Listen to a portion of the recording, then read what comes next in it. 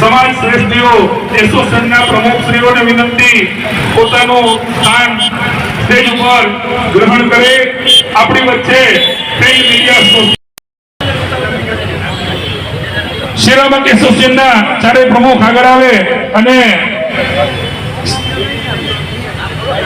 Vinodbhai બારજા, Hareshbhai બોપલિયા।